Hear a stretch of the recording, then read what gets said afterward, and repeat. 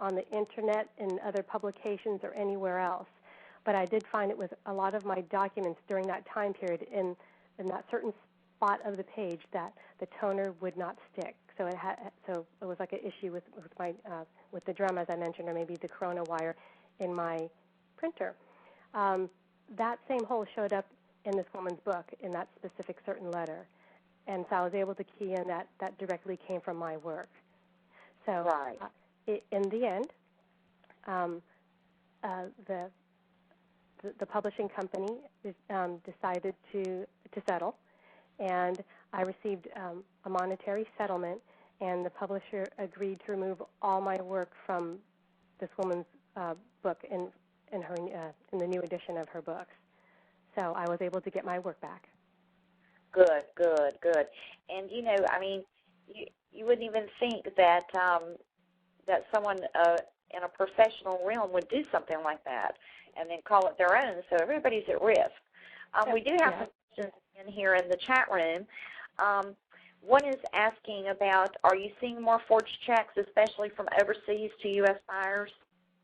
I haven't seen much of that lately, but I have read that a lot of that is going on. Forgery is not discriminative. It can hit you in any situation, even when you think you're protected, and you think, oh, maybe I do a lot of online banking. I don't do many checks, maybe just a few, but it only takes one time for someone to steal your mail or to be able to intercept the mail and take information that is very sensitive to you and use it for identity theft. So it's very risky out there. You have to be very careful. That's true. That's very true. We have someone else that's asking, they wanted you to give them your answer again about the end result of the John Benet Ramsey case. Since they missed it, they kind of came in late, or maybe it was during the static and they didn't get to hear it all. So would you mind repeating briefly what the end result was in the Wolf versus, versus Ramsey case? Yes, that when I compared the ransom note to handwriting samples of Patsy's handwriting, which were over 101 pages, and I compared them to known handwriting samples of John Ramsey and also to known samples of Chris Wolf's writing, I was able to rule out John Ramsey and Chris Wolf, but with Patsy Ramsey's handwriting, I found over 254 significant similarities between her handwriting and the ransom note. When you say 254 matching examples or matching significant significant similarities, let me put that in context for you. I've been to court to testify about a signature, whether a certain gentleman signed a certain signature or not. I found 8 important similarities between this gentleman's known writing and the signature that he signed, 8. And the judge said, you signed it. He was trying to get out of a certain contract, but the gentleman claimed he didn't sign it when, in fact, he did. So I only had 8 there in that circumstance. And in this case with the ransom note, yes, we do have more handwriting. So I have more letters to compare. So 254 is quite detailed.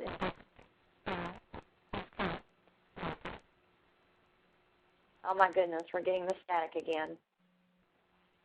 Are you still there? I am. Oh, okay. Yeah, it went into the static again. About that. But I think that if you wouldn't mind repeating that last little sentence, that you did find the 254. Yes, similarities, and that is very significant. It is. It's a very. It's quite telltale. I've emailed you some exhibit charts. I think you received those. Yes, I did, but I was not able to get them up on the show page. But if anybody would like to see those, are those on your website? Emailing them, so if you wanted to put them up for your listeners to view, they can. But what I was comparing in the exhibit charts that I showed you, and I specifically sent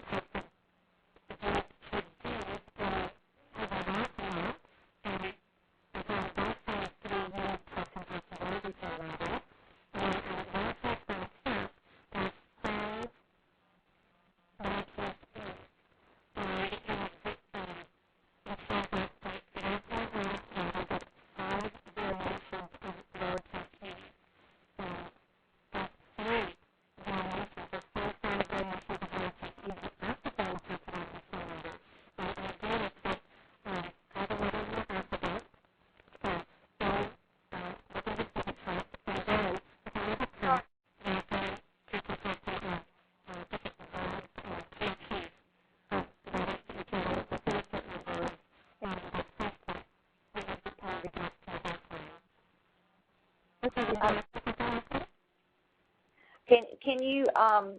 We're getting nothing but static. We didn't understand anything you said in the last minute, and I apologize. Can you possibly move around? We do have a few minutes, and I have another question. I still can't understand anything.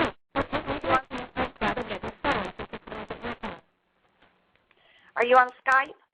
No, I'm not.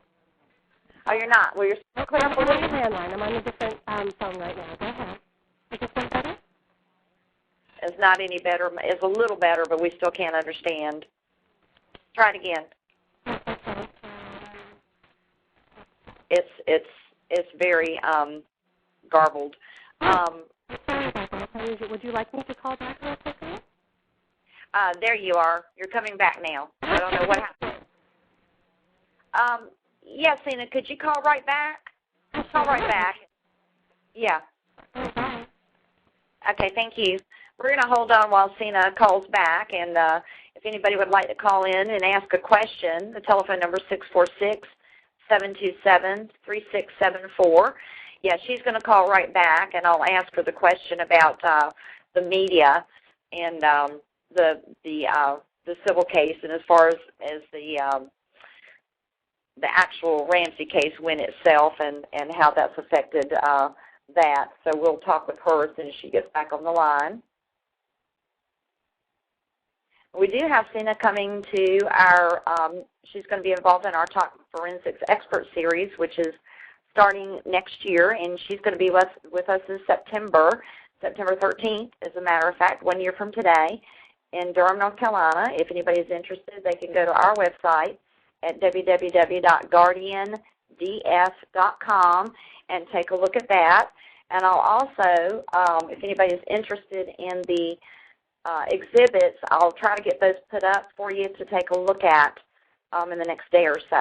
So I will put that on our website at www.guardiandf.com. And Cina is back. Oh, I am back. Yes, I am. I hope you can hear me better now. Much better. Thank you so much. We did have someone in here is asking about what do you think, or why do you think that the media is not interested in pursuing the truth of the Ramsey case? Is it because of all the lawsuits brought by the lawyer, Lynn Wood, that effectively shut down the First Amendment in the U.S.? That is part of it. That's a big part of it. I have even received notice myself that I could be sued for telling too much about what I know. Really? Yes, Very interesting.